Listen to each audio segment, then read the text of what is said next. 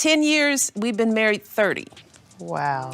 I would take 10 bad years over 30. It's just how you look at it, right? And people give up for the 5 years, I can't take it. How it do was you bad. know? What is the, because sometimes You gotta know your person. Did Michelle Obama suggest that women should stay in unhappy marriages? Because that's what some people picked up on when she said she would take 10 bad years of marriage out of the 30 that she has been in. And did she just publicly bash her husband, Barack Obama? Also, why am I getting thousands of tweets on my feed about Michelle being a man? Like, be serious. So just stick around for all the messy details. Undoubtedly, Michelle and Barack Obama appear to be one of the most happily married couples to ever become president and first lady. But don't be fooled, y'all. For those 30 years that they've been together and appeared perfect, it's not all been smooth at all, and Michelle has been spilling. People think I'm being catty by saying this. It's like there were 10 years when I couldn't stand my husband. So Michelle was promoting her new book, The Light We Carry, and in the discussion, she talked about the difficulties of marriage, how hard it is even when you are madly in love with the person, and even when everything works out right. She was speaking with Kelly Rowland, her, Winnie Harlow, and Tina Knowles Lawson when she spilled about the fallout in her marriage to Barack. For 10 years, while we're trying to build our careers and,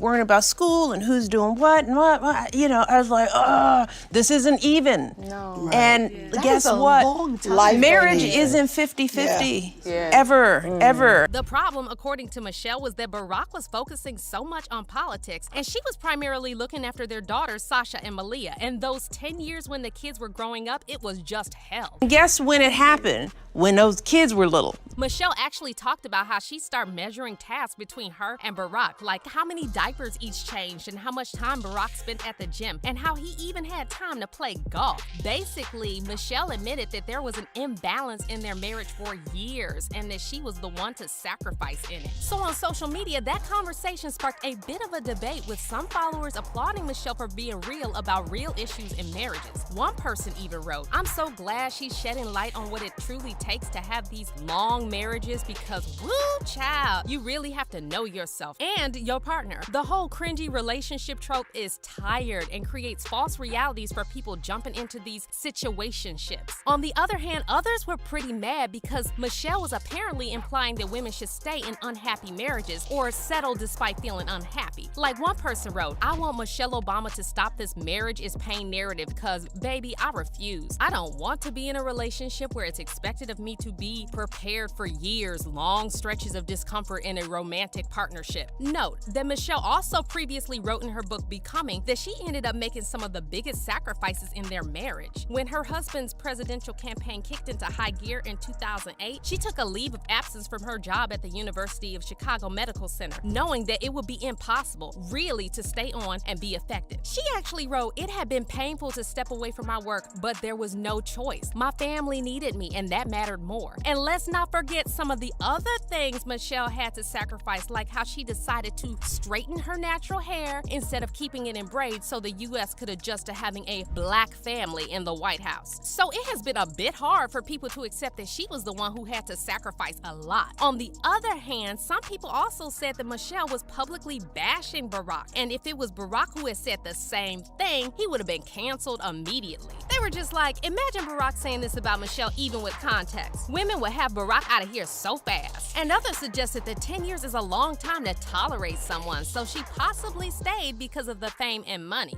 10 years she couldn't stand him, so you stayed for riches and fame? Cool, I understand now. There were even some who think her true love really came to be when he signed a $100 million plus Netflix and $90 million book deal, and after the purchase of their $17 million mansion. Plus, some called her out, saying Michelle knew when she married Barack Obama that he intended to pursue a career in politics, so if she dreaded the life of a political wife, she could have chosen not to marry him. Others even said they had a problem with how Michelle and Barack got together. For those who may not be aware, they met in the summer of 1989 when she was assigned to be his mentor at a corporate law firm in her hometown of Chicago, where she just finished her first year as an associate. At first, she resisted Barack, thinking it would be tacky for them to date since she was his mentor, but eventually she gave in. Anyways, once again, the wild conversation about Michelle being a man also came up, with some people saying that because she is a man, it would make sense that the first years of their marriage were impossible. Like, I don't know know how people come up with such baseless theories, but it's just pure weird. So, for those of you that don't know, over the years, people have speculated that because Michelle is a bit masculine, she is either a man or trans. People have even gone to weird extents of photoshopping her photos to prove the point. Even well-known people like Deanna Lorraine have made the speculation, like when she tweeted, "Michelle is releasing a documentary on Netflix called Becoming. I wonder what she's becoming."